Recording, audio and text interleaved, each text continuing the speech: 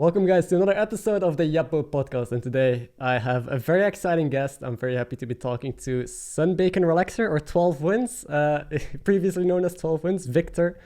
If you guys don't know him, well, Victor, if you want to introduce yourself, who are you? Hey guys, how are you guys doing? I'm a Hearthstone player. I used to be an arena player a few years ago, but now I'm a very dedicated battleground player. I've been grinding basically since the game came out. Now I'm full-time streamer for about a year and a half now on Twitch. Every day is battleground content, it's grind, life is good. Yeah, all the links are down usually, below. If you guys don't know him, just go check him out. I think you know him, but just in case. maybe they know me. I'm pretty sure everyone knows you by now. You're like always at the top, man. On the Hearthstone directory, yeah, at my time. Usually, I mean, also on the around leaderboards, right? You're always at the top of the leaderboards. I mean, most of the time when I look, at least. Yeah, if they're watching your video, I think they'll be they probably know me. Yeah, they're They all care about the game hardcore. more. Yeah, hardcore Battlegrounds players. Anyway, how have you been enjoying Battlegrounds, man? Since the Kibler release and since they got nerfed, how has Battlegrounds been treating you? The first couple of days of the Kibler release was great, you know, fresh new stuff, fresh new minion. But then after the first 2 days, like I believe everyone got bored, right? Yeah. I mean, got bored, literally got bored. Like you're feeling boring because everyone's playing the same strategy, same end game every single game. And that happens like 25 times a day for me. It's not acceptable anymore. Thankfully, Blizzard patches, and now boards still have really strong endgame, especially in combo with Menadri. But everything can win now, I feel. Yeah. Elementals, dragons especially. They used to suck when board is the most dominant, but everything now I win sucked, a lot of games with those.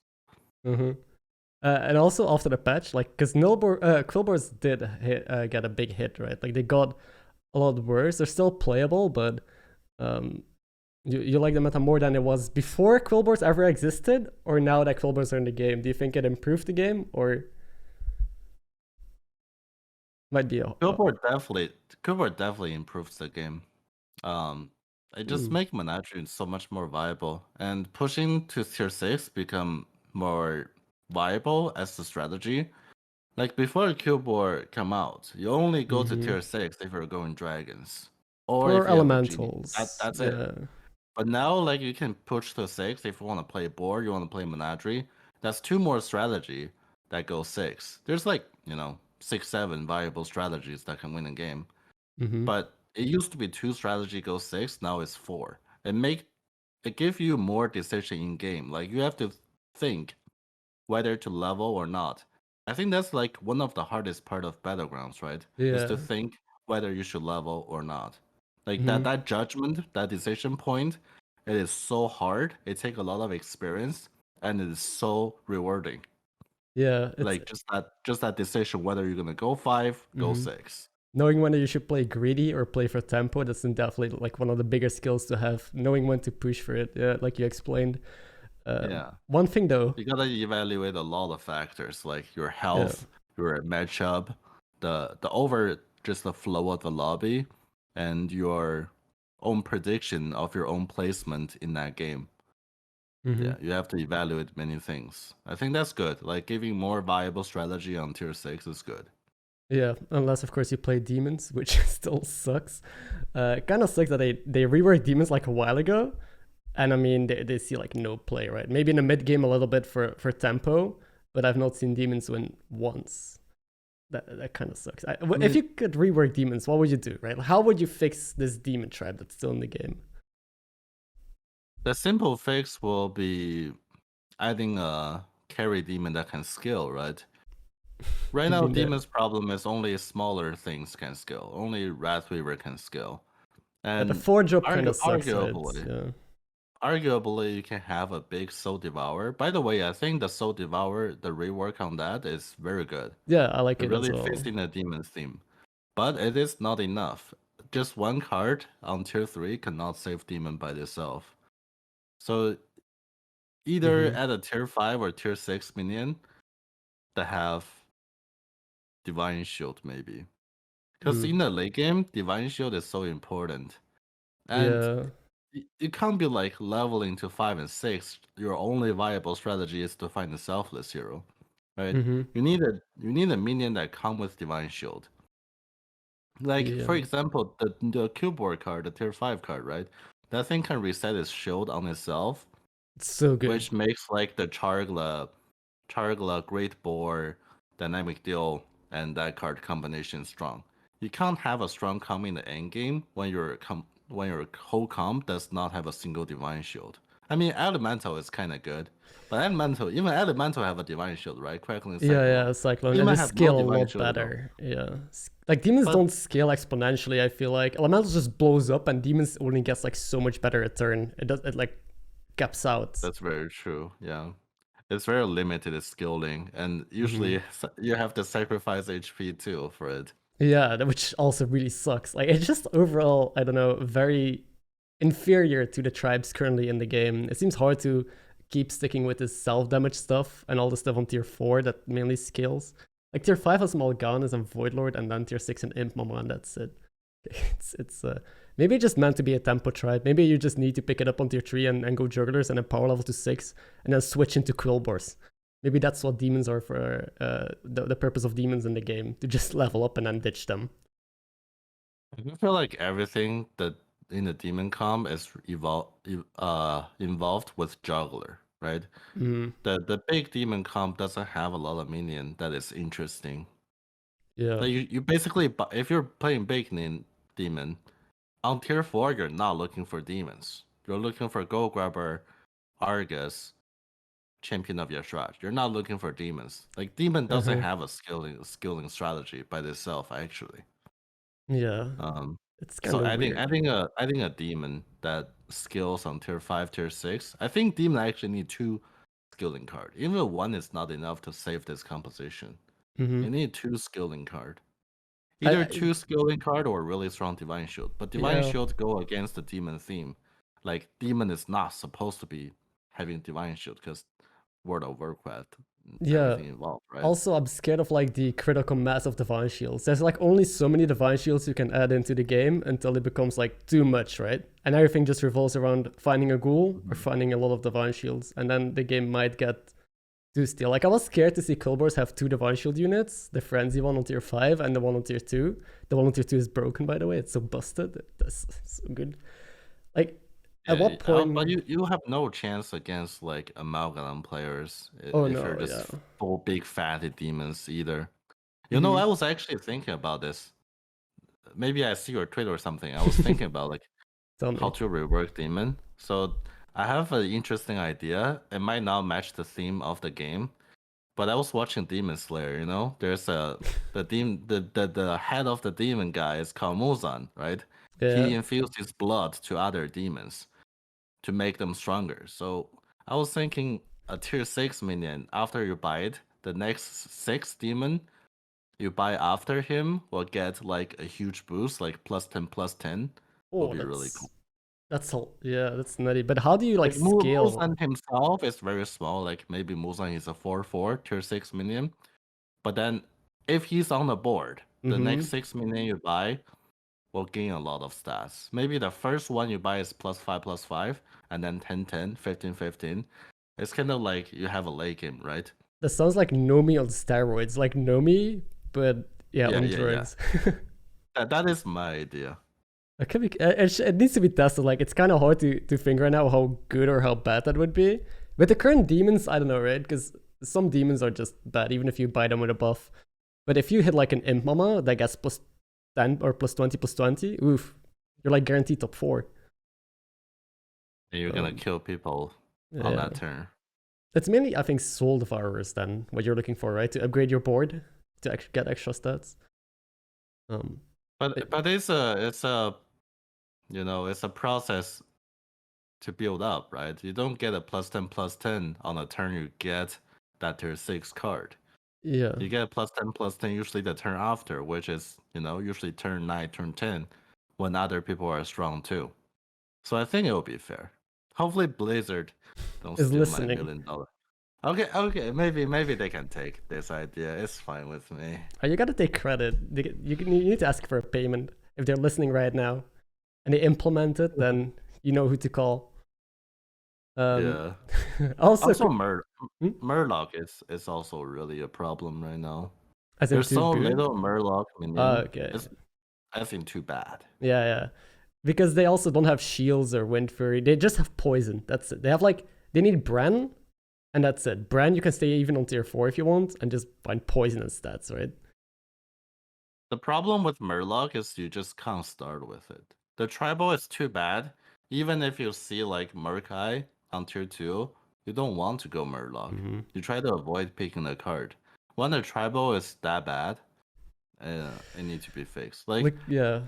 It has no future, and it's not consistent. You have to be tripling into a brand, and your hero power have to have synergy with a tribal for it to be playable. It's too weak in the top MMR. I think maybe it's not fixed because medium and low MMR still can play Murloc, just raw stats. Can beat a lot of other shit. This is different in like rankings, of course, yeah. Yeah, top MMR, if you go like organic Murloc, just start with World Eater and Murkai, trying to buy Murloc buff on tier 3, tier 4. Well, good luck with that. It's not gonna work. Exactly. So yeah, I think Murloc also deserve a buff. Yeah, what I think is interesting. I don't know how to buff Murloc at all. Yeah, it's gonna be tough. It's so hard. Don't add the what's it called, the mackerel. If that thing ever gets introduced in a game again, I'm gonna lose my shit. Because that was too good of a Murloc. Yeah.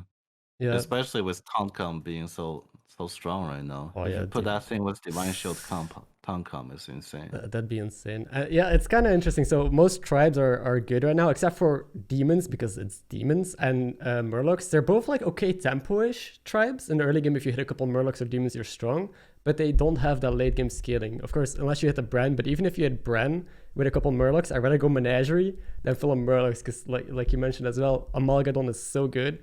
You'd rather have a Menagerie setup so you can pick Amalgadons and maybe fit a Cleave in there, and like they need to find a way to reintroduce or reinvent these tribes if they want to see more play. Unless the meta shifts, right, to a more tempo meta, because if the meta is more tempo-ish, then maybe demons and Murlocs just naturally see more play. Yeah, demon always have a place in tempo meta, but Murloc, no. Murloc is actually weak against tempo. They get shredded by deflecto bots. That's fair. Brownsword and stuff. Max is interesting because it's a tempo tribe, but right now we can't even go into the late game because I feel like games are super fast. Like if you can just find huge deflectors early on, you can also just kill people. I meant Menagerie as well. You can just buff up a couple mechs and fit some Menagerie targets in there. So I like mechs that they usually find a spot in tempo metas, but even in some greedy metas, they're playable if you hit the nuts. Yeah, mech is in a very solid spot right now. You can beat most of the early tempo stuff, and then you have a chance in the late game situation because of Ground Shaker, right? Ground Shaker gives everything so much damage. Whenever you're going to die, you're going to commit all in. Or you can just have a really strong mech come with double deflectable Iron Sensei, and that can contest a lot of, not fully in comp. Like sometimes people get their carries very late. They get their captain, Flight Task, and Menagerie board very late, and then they actually don't have that much stats when it's turn 11 or 12. You can potentially kill them if you're max, like full developed max, because you develop much earlier than them. Yeah, it's kind of fun. You can also just stay down on tier 3 if you're like getting scammed or getting weak, and just pick up like Leapers and Menace and just be strong, right? Just good to have in the game. It's a very good MMR safer, yeah. You can stay on 4. Like the benefit of playing Mech is that you can stay on low tier, you get stronger every turn. So in a low HP situation, you can still get good placement. No other tribal can ever do that. Now also with Kiraji on tier 4, like you can fit in a Rover or some other taunt, so you're just like super strong. So, which I really like. But wait, this meta, right? So we talked a lot about this meta. How would you describe this? Like more greedy or more tempo-ish? Because I feel like it's swinging super hard. I think it's a more greedy meta. It's most people go for tier 6 triple. I think it is also the correct approach. Yeah, because Tier of 5, Flatus Agam, I think, right? tier 5 and tier 6, the gap is so big right now. Like there's so many useless tier 5 card, including Agam. You get Agam, you don't have Gem, right? Bran is Yeah. pretty much dead because Murloc is not very good. And the only way like the Bran is useful is when you find Menagerie Jug. But I think people realize how hard Menagerie Jug it is to find. Right? It's a If tier you 4 don't have unit, a yeah. if you don't have a great setup of Menagerie and a lot of talent, your brand is most of the time not gonna give you extra stats. The brand is to like discover Amalgadon. The brand is to discover poison for you. It's not really a buffer unit per se. Like one brand with just +2/+2 buffs in the game is gonna get you nowhere.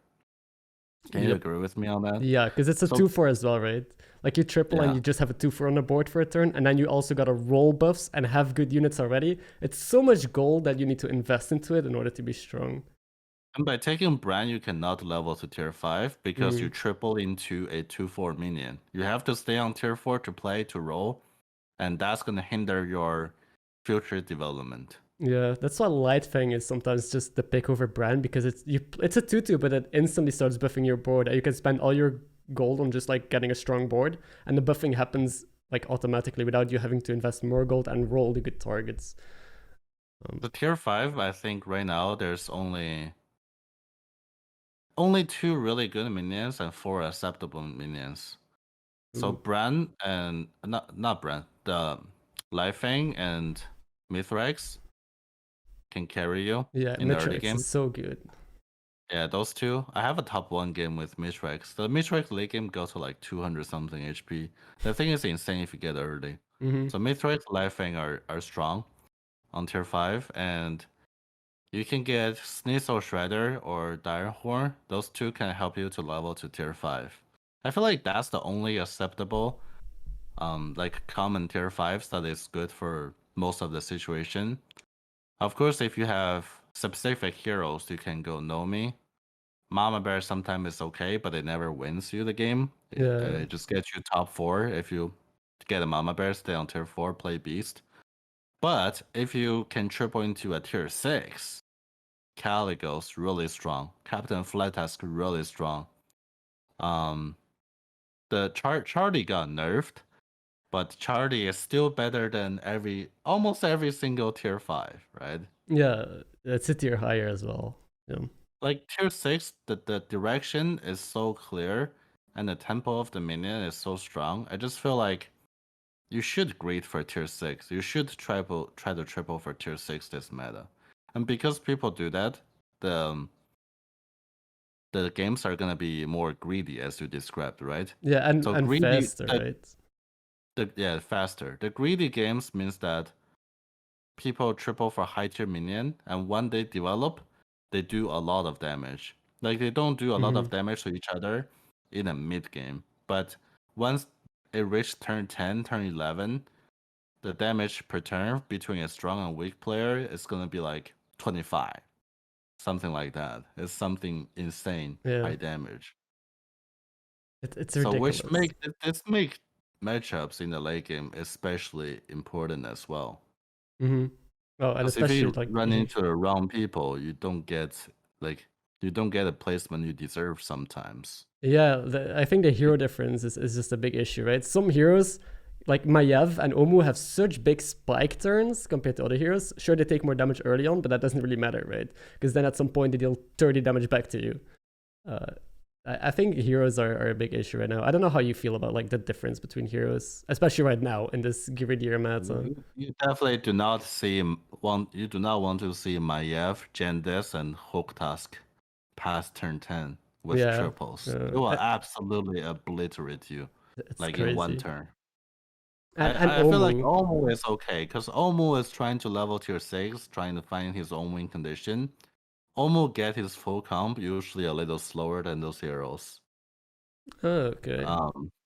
Yeah, but those 3 I just mentioned are just so scary right now. If they high roll, They Yeah. kill people so Dude, fast. Hooktas, I'm really impressed by Hooktas. It seems like she keeps getting better and better. She might even be better than Jandis at this point. Because with Jandis, I've played Jandis a couple times, and when you don't hit the good stuff early, like the tokens or the buffs, you're kind of like in a pickle. You're still strong, and you're still going to be fine, but you don't have that insane spike till turn. Well, Hooktas almost always has a spike turn, because you almost always get money and stats and free value and triples of the hero power, even if you don't find the immediate tokens, right? It's Yeah, Hooktas is really strong for tripling high tier minions. Also, now boards in the game, the 2 tier 1 board, whenever you hero power into them, it means free stats. It's kind of like Hooktas depends on what tribal is available. Hooktas is absolutely the strongest hero in the universe if Murloc, Pirates, and Beasts are in. It's just like you can't miss. If you just hero power tier 1 unit for the entire game, your hero power is literally Lord Barav hero power, sometimes plus extra stats. for free, yeah. And plus, you get free triples. That's what it is. Yeah, exactly. It's kind of crazy. It's so insane. But maybe soon, Quillbars right now are in every single game, but soon they're gonna rotate out as well. And then you can't, like, if there's no Quillbar lobbies, you can't hero power into the SunBaconRelaxer anymore and things like that. And I mean, that's gonna have a small impact, but I don't know how big it's gonna be. I really hope that she's gonna get nerfed again. Anyway, I think she's not breaking the game, but she's definitely at a peak level with certain tribal being available. Yeah, but there's I don't push Blizzard say, oh, this hero is stronger than everyone else, they must be nerfed. There were situations like that when Jandis with Pogos, right? And then with double token, that definitely needs to be nerfed. But I don't think Hooktas is at that level yet. But it's definitely really strong, and you should always pick it when you can take advantage of it.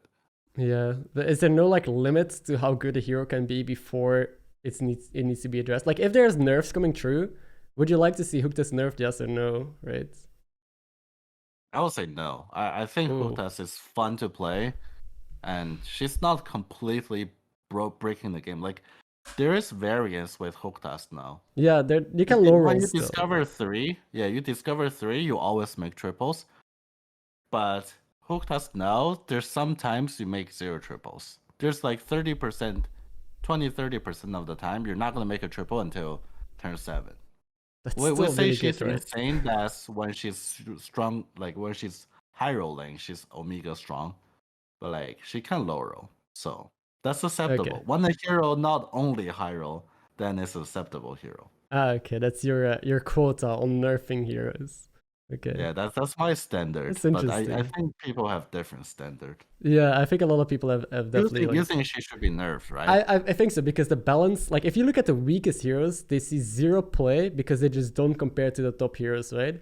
It's like what they did with the MMR system, for example. They redistributed onto like a bell curve, right? Like the top outliers and the bottom outliers were pushed closer together. I think that's what they should do with heroes, like the weaker heroes and the strongest heroes. Just bring them like a little bit closer in power level. The nerf doesn't need to kill Hooktusk. It just needs to like make her a little bit worse, and the worst heroes a little bit better, so they like you can consider both, you know. Yeah, but I don't think there's a way to nerf Hooktusk that make her a tier 2 or tier 3. Yeah, if you make hero power random, she's gonna become tier 4. Like one unit, you don't get to discover. Yeah, we've seen it before, right? I think that was her hero power before. Yeah, it used to be 1 gold. 1 gold to discover 3, and she was around tier 3, tier 4. She was playable. Yeah, but not as good as right now. Yeah. Anyway, let's move on from these heroes, and let's talk about something I really want to talk to you about, because I know you're a real grinder. You play the game a lot. You're always on the leaderboards and stuff like that. About your work ethic, because there is something you do. Like, do you practice the game in any special way, right? Because most people just play the game a lot. I know a lot of people watching just play casually. But what does it take to like really push onto the top 100 leaderboard, or even top 20? I don't know what your peak is, but is there like a special... How do you practice? I'll put it this way. How do you get better at Battlegrounds? So aside from me playing on average 7 hours a day on stream, I think it's 7 hours average. I played 215 hours this past month. So yeah, that's Jesus. 7 hours a day. 7 hours a day on stream, and then I watch about 5 to 6 hours. Like even when I eat food, I watch Battlegrounds. I enjoy watching Damn. it more than I play. I think watching a lot of a variety of people, knowing what hero to pick, what minion to pick, and what composition to make is Mm-hmm. it sounds very simple, right? But if you just do it every day, you can be the absolutely best at it. Do you also take notes? Like, It's enjoyable. The main thing is that I'm addicted. It's not sometimes it's not about ethics. It's not like, oh shit, I have to play this game again today. There are days yeah, if you definitely I feel enjoy like it, that. yeah. Like 2 out of 7 days I feel like that. But the other 5 days I'm like, oh shit, I wake up, I can do this as my job, and after this I can watch other play, watch other people suffer, you know? If they lose, Beautiful. they suffer. If they win, I learn something. It's great. This is great. I think Mm-hmm. sometimes it's people when they grind, they suffer from bad RNG, right? That's the main problem with Battlegrounds. Even Yeah. I suffer from like bad RNG every day. I get really mad. The best way to deal with that is to think that you control what you can control. The locus of control, right? There's like a theory on it. The more you feel like you can control, the less bad you feel. Like basically, if you want to be better, you want to be happier when you Mm-hmm. suffer bad RNG, is to think that you're in charge, right? Your action resulted in that RNG. Even might not be directly. Oh, I've read, Sometimes yeah. you're like, oh shit, I got this face a strong hero, I got a top 8. But you don't realize that you're playing cat, you know? The decision on the first pick, you picked cat, and then you're complaining that Janice did 20 damage to you. Hey, why don't you pick Kalthus and play Max, you know? There are things that lead to that result, and people don't Yeah. think that their prior actions lead to that result. Oftentimes it does. So when you think in that way, you lift some burden off your shoulder. Actually, Oh, that's, you'll yeah. become like more focused on the game itself than struggling with this bad things happen to me. Oh, I top 8 again. Right now, like I used to like complain a lot, just like everyone, but now I try Mm-hmm. to think about anything, just anything. It's like finding clues. It's almost like solving a puzzle. It's very fun. Think about anything that I can change in my previous actions that can lead to a better result. It's actually really fun to think that way. Yeah, I I've been really doing like this for that. like 2 months now. Yeah. I didn't think we were gonna bring philosophy in this, but yeah, actually, It's not really I philosophy. It's mean, like I read a book on this as well. I'm strategy. actually reading a book that also talks about like intention. If you do things with intention, and yeah, there was also like a theory where one guy for 1 year always did everything and everything was his fault. Even though if it was raining outside or if there was something happening, he would always think about what's in his control and what is not in his control, right? Like he can't control the weather, but what can he control? Well, he can still go outside and just wear an umbrella, right?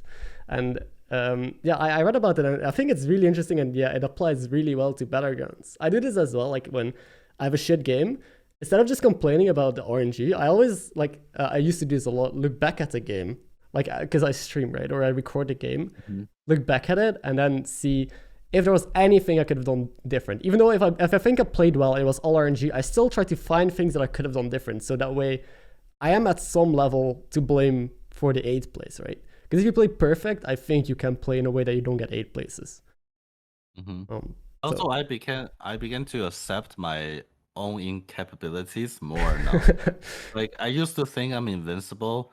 I will always beat everyone. Now I know that, I have off days. Sometimes I'm lacking focus. Yeah. Right? That's why I create a Smurf. And when I realize that is happening to me, I'll try to play less. I'll try to play on my Smurf. Yeah, like keeping a good balance and knowing yourself is also really important. You can't be Yeah. like always for pushing yourself too hard to the limit. Sometimes you gotta realize, oh, I'm not, enjoying this game right now. Maybe it's time to like take a break. Like Yeah. for the very top grinders, I feel like they all have this awareness that whether they're performing at their best. Yeah. Like they don't just grind blindly. They're smart. It's normal to have off days. Everyone has days that they just perform, or like they're tired, or they have something going on. Like your mind is not always 100%. So I do like that. And what is your end goal? Like, what do you want to end up reaching? Like rank 1 on every server, or is there like an end goal you're working towards, or just playing because it's fun? So my end goal is for me, I want to get 2 accounts right now, like we're talking about right now. Yeah, right now. Of course, everyone wants number 1, but right now my goal is to get 2 accounts to top 10, and then start pushing from there. Okay. I'm okay like staying behind a little bit in the early mid stage of the meta, and then when I perfect my hero pool and my strategy, I'll do the final push. Like I don't want to just push all in all the time and think that I'll get number 1, because that's not the case. I know there's some hero that I'm not the best with. For example, Vol'jin. I know I'm not the best Vol'jin player, even though the hero have a lot of potential. He's It's hard. a tier 2 hero. Yeah. Right? And I know I'm not the best Hooktask player, even though I know how to jam demons with Wrathweaver, but on which pair to make and on which turn do I push level with the work hard, because the curve with Hooktask is different every game. I think she's also a hard hero for me. So there are things that I'm aware that I don't know yet, and I'm trying to figure out by watching others, by practicing, on Smurf. Yeah. But when I get all those things sorted out, and before the next patch come in, that is when the climb comes in, to the push to the top. Yeah, one thing I also like that you said is that there's a lot of watching involved in trying to get better at the game. Like I also remember just watching those streamers and actually physically taking notes. So I mean, if to anyone listening, if you want to get better, just watch Victor or any other of your favorite streamers. Just good way to get better. One other thing I want to ask is there anyone that like inspires you, like that you really watch a lot? Because I remember having like a couple people, including you, that I watched so much and that I like looked up to of, oh, maybe someday I'll be able to play like him. And like, did you have any, I don't know if I can call it idols? You know what I'm asking, right? I used to think that way, but now I don't. I feel like I'm capable of beating everyone now, so I don't really have an idol. But there are people that I do look up to, and I watch their stream a lot. I'm 100% know that I can learn something from their stream. So I watch the Chinese players a lot. Let's not talk about a Chinese player because you guys probably don't know.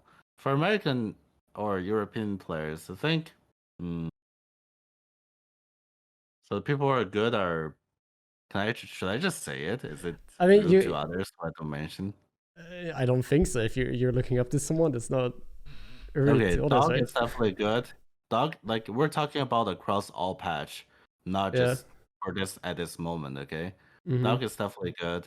Purple is good. Show's good. There's a lot of small streamers that are really good too. Like Lee is really, really good. He's super consistent. I like watching Lee a lot. I also watch some stream for fun, like Nina stream, Pocky stream. They're very good. Like you don't always have to like watch and learn, right? Yeah. I definitely take time to just to interact with the streamer, enjoy my time too. Yeah, I think we have a really good Battlegrounds community. So many cool streamers and just overall there's amazing so many people. new streamers that are so good. Yeah, I really do encourage people to check out them. Yeah, it's amazing. Anyway, yeah. So you talked about. Yeah, I was thinking like 1 year ago, it used to be just me, Krip, Show. Yeah. Like Asmo even came in late, right? Asmo also worth a mention. He's really good. I watch him. Yeah, now there's like it used to be 5 people, 10 people. Now it's like 40 of them. It's really nice to have this community. They're all cool people. It's growing by the day as well, and they're like inspiring each other to start as well. Because I know a lot of people are part of the community. So cool! These people are so cool. Yeah, exactly. They're actually so cool. They all each have their like own personality and play style. Having this community is really a blast. Except a few players who emote me. There are a couple of bad apples who like emote me and trigger me. Unless it's a happy cow, right? Happy cows are acceptable, or No, no? not really. Okay, I'll I mean, remember. I can accept Slysssa happy cow me, but that's about it. Okay, That's because she's my teammate. But when people happy cow me, when they kill me, I still feel the pain. Okay, I'll remember to happy cow you when I beat you on ladder. Anyway, so you talked a bit about Chinese players as well. Do you play on all 3 servers, by the way? Or have No, played? I just play NA. Okay, wait, you never That'll be played? too much lag. I never played China. I Okay. played a little bit EU before.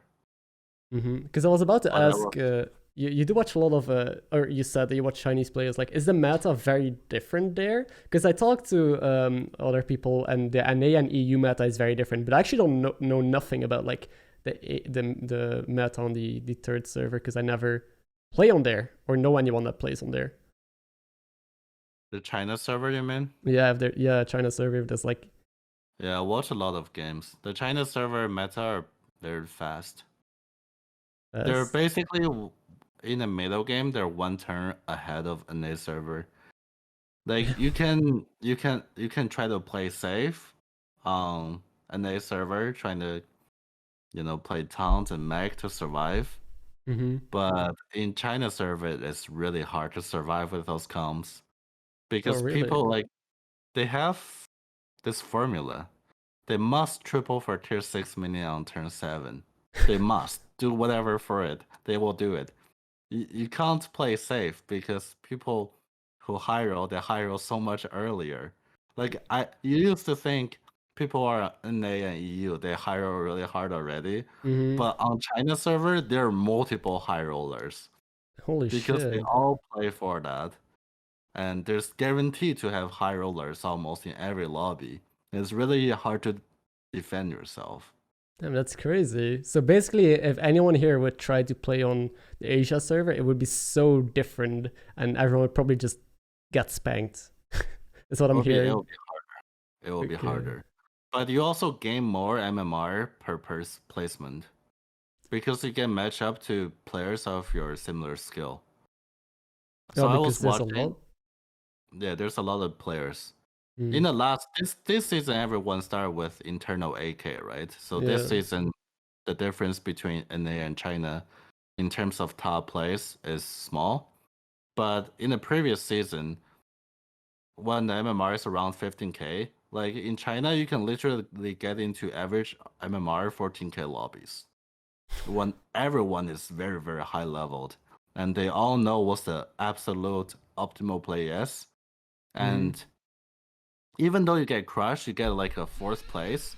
Sometimes you still gain some MMR, even though you're like top 20 player. That never happens on NA because NA you play against like 8 to 9k players. If you get a 4th place there, you minus 20. But on China, like if you get a 4th place, you can, sometimes break even, sometimes. Like just you get that's more interesting. MMR. So there's like a lot more competition there, and people are very close at the top over there. Well, on NA and EU, there's indeed like big gaps. Yeah, the gaps are smaller, so the games are harder, but it's also more rewarding to win or get a good placement. Oh, okay, that's cool. I think the experience in China later is just more fun. Because you actually get into the competition that you deserve. Yeah. Sometimes in NA, especially the off hours. I don't know if that's true for EU as well. But on the off hours, you really get shitty lobbies. Oh yeah, that's also in EU, yeah. That's one thing I hate. It even influence your playstyle, right? Because if you play against bad player too much, you'll begin to greed on more spots. And then when you get into that habit, when you actually face good player, they will always punish you for those greed. So, and then you end up not knowing whether what you're doing is right or wrong. Yeah. I remember having a Smurf and wanting to climb up from 0 to a leaderboard. At first, you just play super greedy and you just win every lobby. But then you gotta change your playstyle the higher up you go. And I remember just hitting like a wall because I kept playing too greedy because I finally started playing like good players that punish me. That's definitely a fair take. Anyway, also the MMR system, like we got a reset recently. I don't know what your thoughts are on general, like on the MMR system of Battlegrounds. Like, do you like this number that we get displayed and the way that the system works, or would you change it? Because standard, this is completely different. Other games and auto battlers do it pretty different. We just get a number and a hidden MMR. Like, what is your take on that? I like the internal MMR reset. Like before they actually reset it, I thought it was a bad idea because why reset everyone to AK? They make the climbing so much harder. But the reset actually bring down the people who have old internal MMR. So people can't climb to the top even when they don't deserve in a new patch, right? Because in a new patch, boards come out, everyone should start at the same, starting line. And if you're really good at last patch, you shouldn't be number 1 in this patch just because you're good at last patch. Yeah, so it was so old. The reset is fair. But if we're talking about MMR system in general, I still think Blizzard could do a couple things to improve it. Like maybe let your ranking display that'd be to other cool. players so that you feel like your achievement matters, because not everyone look at the leaderboard every day. Only people who actually make it to the top of the leaderboard will look at that thing. No one like have sanity. Oh, Yep. I'm like a 5K player. I wake up today, let's check the leaderboard. Like no one's gonna do that. So in order for you to feel your achievement is worth it, I think Blizzard should implement some system in game that will display the leaderboard or display your ranking. Every game has that. Like Dota, there's a leaderboard you can like scroll and see who's the best Dota player. I feel like Hearthstone should do that too. Or maybe there should be more tournament like correlates with your MMR. Sure. The top 16 player get invited to this like seasonal event every season, and then they can earn like great prize money. Yeah, it's crazy that we don't have that, right? That they just have never done anything. It's insane. It doesn't have to be that much money. Blizzard can completely afford it. It will incentivize more people to climb harder, attract more players to play the game. It's honestly just a good business idea that they're not doing. I've had this talk on every single episode, I think, and I think on Twitter I've seen a million people talk about it, about so many ways that you can still like improve Battlegrounds and even monetize it, and like tournaments are so easy and so obvious to just do tournaments for Battlegrounds. The demand is huge, right? I think there might be more people watching a Battlegrounds tournament than a standard tournament. Maybe, I'm not entirely sure, but the audience is there for sure. Do you want to see like ranks like gold and platinum and silver and things like that in Battlegrounds, or just a number is fine? I think a number is fine. The number is not the biggest problem. Like a number is actually a pretty accurate calculation of your skill. Like chess, they also use number. I don't feel like the problem is the number. The problem is like how to get enough people of your number into a lobby, how to make the MMR system, how to use MMR system better for matchmaking. I feel like those are the things that they could work on. I feel like matchmaking is still not perfect. Yeah, matchmaking. Like I think I need a couple more minutes to get more quality players into the lobby. Like 10 minutes wait is definitely too long, but we don't have to expect every matchup to be like 1 minute, especially at top level. I feel like, I don't know, I'm speaking for myself, but I think other people also think this way. If you're a top 50 player, you want to wait a couple minutes. You don't want to ever get into lower MMR lobby. Yeah. This is less of a problem since they reset the internal MMR, because now there's more grinders at the top. Also, you get matchup to people closer to you. But it used to be a huge problem, right? Yeah, you don't care. You can match up to 8K. Yeah, it was insane. And also, you don't care about waiting longer if the lobby like takes half an hour anyway, right? Like the game, it takes so long that it's fine to wait a couple more minutes. I also just make this game weird. You can't play for number 4 anymore. You can't play for number 3 anymore. Yeah. Partially of like this game is about playing for a better placement. It's not only chasing for top 1. in this kind of atmosphere, like when the MMR system, you don't wait for lobbies, you get into a lot of shit lobbies. To be a top player means you have to be a chaser. You have to be getting rank number 1 or number 2 in each lobby, which neglected a lot of skills, Yeah, for for getting sure. third and fourth. I feel like there's so many improvements to make across the game, not just MMR wise, like in how the system is designed and worked. Which I think they have teased that they're like might be doing stuff for it soon on Twitter. I think Ixar talked about it. But there's so many other opportunities that are just laying there for grabs, and they're just right there, but they're not taking it. But they're hiring new people. Yeah, they're hiring new people. That's good news for us. Really, it is. I was about to say that as well. And also, I saw Ixar mention that they're working on new stuff, but that it might take like a year for new things to be released, like cosmetics in the game, or I forgot exactly what it was, but they were working on stuff. It's just gonna take a while. Some people complain about that. I think that's great. They're planning a year ahead. That means the game is not going to die. That is true. Yeah. I mean, we hope so, right? Because the longer you wait, the more that people are gonna fall off. Though, like maybe within half a year, a lot of the players already moved on to something else because there's just nothing happening. Right? Like there was a period that we got like no patch for a while. I remember, and everything was just so stale. And I almost stopped playing Battlegrounds as well because just nothing changed. When the price was removed. Oh yeah. Everyone is playing taunt comp. They buffed the taunt comp after the price is removed.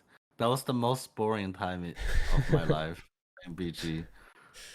Did you get an arm on turn 3? Did you get the good old divine shields? Did you find Argus? It was so crazy. Going from such a greedy prize meta where everyone just got double Caligos on turn 7, right? Into such a tempo heavy tier 4 meta. It was such a big switch. It was so weird to see. And then just no changes. But yeah. Yeah, I still enjoyed, but not as much at that time. Battleground is so much fun.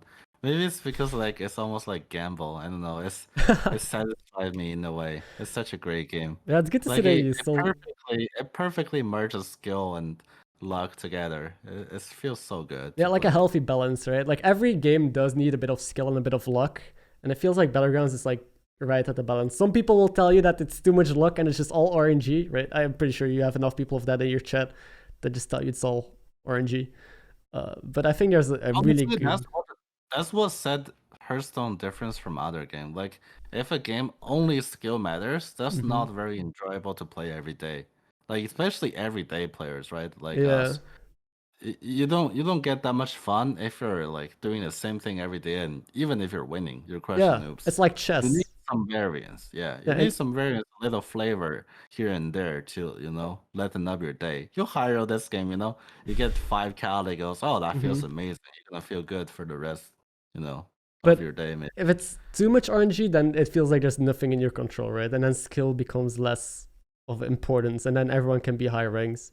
So I still think that it needs to be a little bit more skill than RNG, just like enough RNG to make it fun and different every time, right? So you can have crazy high roll games and crazy moments. Enough skill to feel like you actually improve at the game and you have stuff to learn.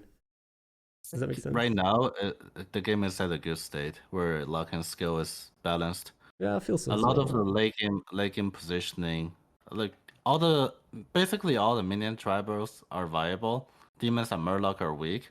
So everything is viable, and there's a lot of decision points. And I feel like the positioning in the late game are especially important now.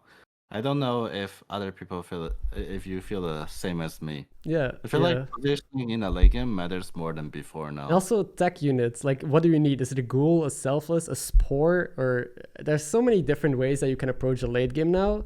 And it feels like almost every build can be countered. Like whatever it is, you are able to find tech units to counter it properly. Is it a zap or maybe a cleave to get some shields? Like it's pretty cool. It used to be like the battleground used to feel like stats stimulator. Whoever get more stats the wins. Biggest. But now it actually feels like chess. Like how do you position yourself? How do you You have to think how your opponent think. You have to think how your opponent board build up. A lot of the time you're dealing with incomplete information. You're like, I know this guy 4 turns ago, 5 turns ago, he have this. Well, as a capable player, what do you think his board is gonna develop into, right? Mm-hmm. A lot of time, when I see my opponent have, a deflector bot, right? Like 5 turns ago, and now he's mixed minion. Then the first reaction is, oh, I should put a bumper, because naturally people will go find module for a reset. Yeah. So that leads to a lot of like small decisions that are not so easy to see by others. Even that, like when you're watching stream, I feel like that one thing that is really hard to learn is the streamer's late game decision making. Mm-hmm. That's like the biggest skill, I think. Yeah. To like get to Just first place. how do you position? Like how do you counter in the final fight? Because that is a lot of MMR, right? The difference between first and second. It's insane. And it's good that that's a lot of MMR, because that's where I think, the most of the skill comes. Because early game, late game, it depends on how, your triples and your setup and what you find. But then to close out the game is something completely different. Like I had this game, I think yesterday or 2 days ago, where I had 3 Poison Divine Shield Armageddon. So I got a golden Poison Divine Shield Armageddon, 2 more, and a Nadina. And I thought I won the game, right? Like 3 Poison Divine Shield and a Nadina. Like I should be good.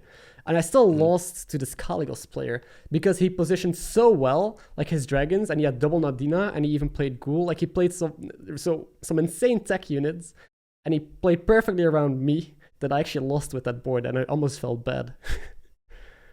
So I like that almost everything is beatable right now. Honestly, sometime in that situation, I prefer to lose now, because I still feel like I'm in this training stage where my position is not perfect. So every time I get a chance to learn from like my losses in the final fight, it's very, very valuable to me. But you play so much, I still feel like you have a lot to learn about the game. Oh yes. So that's what fuels you, right? It seems like you just really enjoy the game, and the fact that you feel like you have so much more to learn. I think that's how people improve. The second people think they know everything is when they start losing, right? Mm-hmm. The better players, they know that there are laws they can change, they can improve. That's why they're climbing. Yeah, especially like what you said as well about tilt and stuff like that, like the mindset that you need as a player in order to improve. Because a lot of people just play a lot and that's it. They just don't know the game. Mindset is so huge in this game. It's so huge. So I think another good mindset when you're doing like even in early game is to try to see everything as an opportunity. Like instead of autopilot, this is like my secret strat, right? Instead of autopilot, just buying the 2 good minion. When you buy the minion, you see this minion as an opportunity. You're like, think this way. For example, when you see a simple example, when you see a dragon, you're like, oh shit, I can triple this into a Kaligos. When you see a boar, you're thinking, oh shit, this thing have very good synergy with dynamic deal. When you think that way, like your game progresses so much smoother, because you're not just auto picking a bunch of crap on your board and then after you level to tier 3, tier 4, lacking a game plan. You will always have a plan in your head when you think everything as an opportunity. Also, it makes your game feels much more, in progress, more rewarding. You just get more happiness playing the game, like when you see it that way, I feel. Yeah, I love that, dude. It's amazing.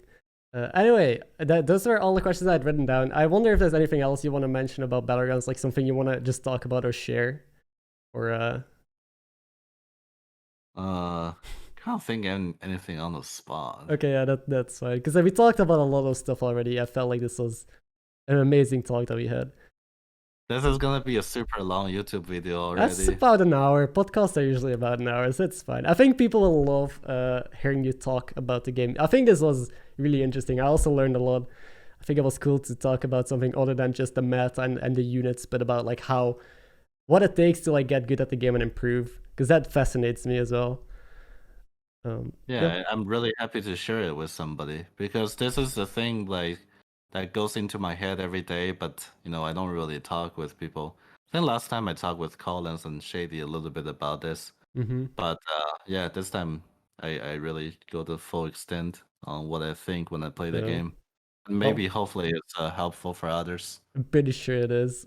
Anyway, thank you so much for this talk, man. To anyone watching, I hope you guys enjoyed this. Go show Twelvewin some love. I mean, he streams every day, like he said on Twitch. He's one of the best players, and this is some this was an amazing talk. Thanks a lot for popping in, and hope you guys enjoyed. Again, don't forget to like and subscribe if you want to catch more of this stuff, and catch you in the next episode. Thank you, Ben. See you guys on the Battlegrounds.